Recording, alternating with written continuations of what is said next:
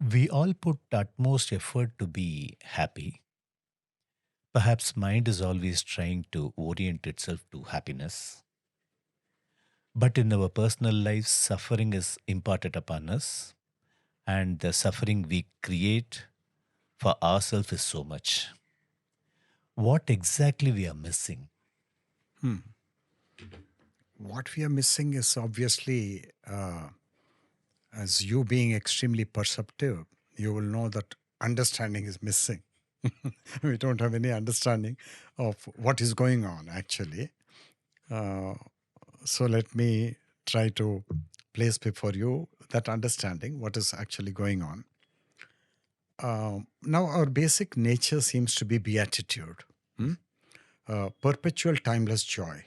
Hmm? Um, it's always there, but it's always covered and veiled by thin films of pleasure and pain. Pleasure is there, which is not that beatitude.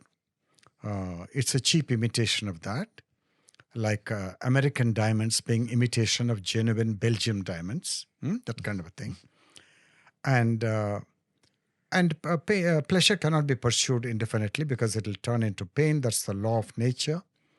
And therefore, um, our whole pursuit of happiness, it's got political ramifications because the phrase enters into the constitutions of the nations, the pursuit of happiness.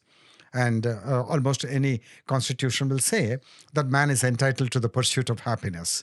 And his freedom and his quest for that happiness should not be denied to him, and so on. Why? You got to understand that. Why? Because his basic nature is beatitude. So uh, he can only be that beatitude.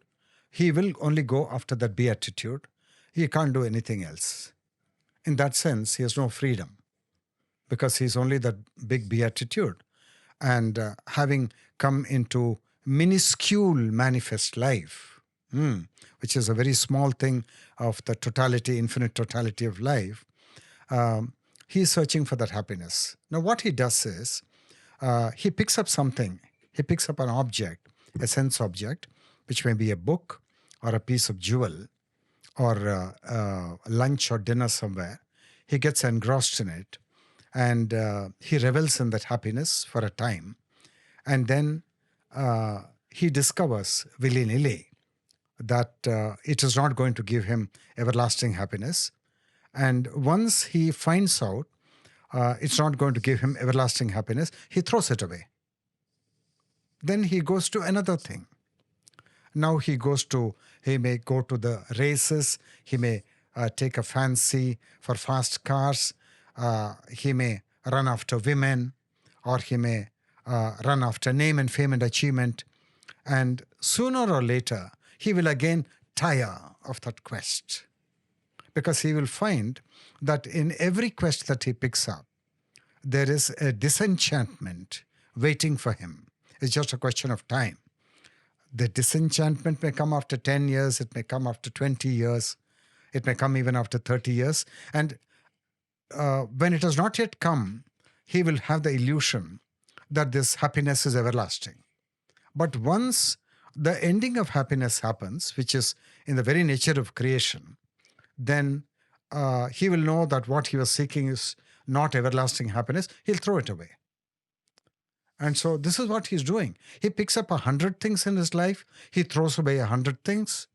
And so the really significant question is, what is he really looking for? And that he must answer for himself.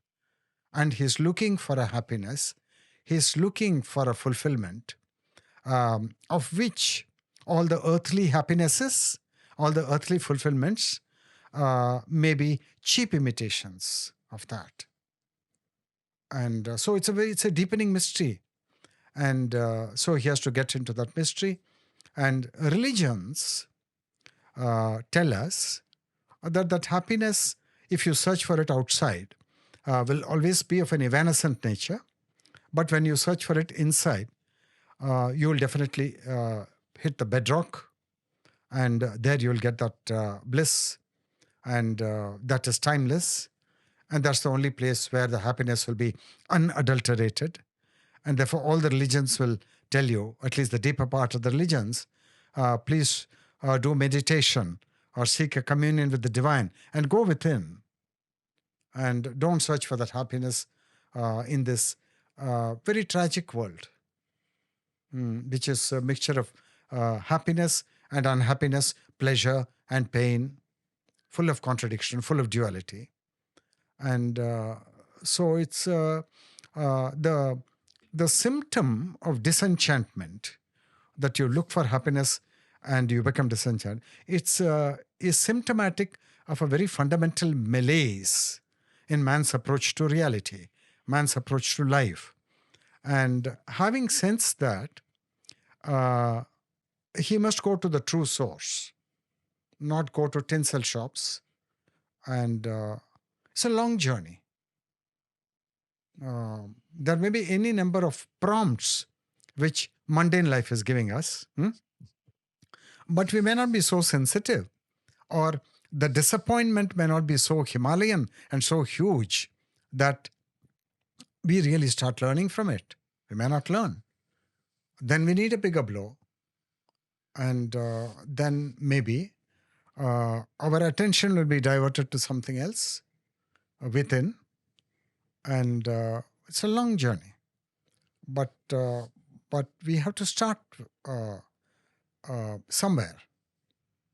We have to start somewhere. It's a pointer to that.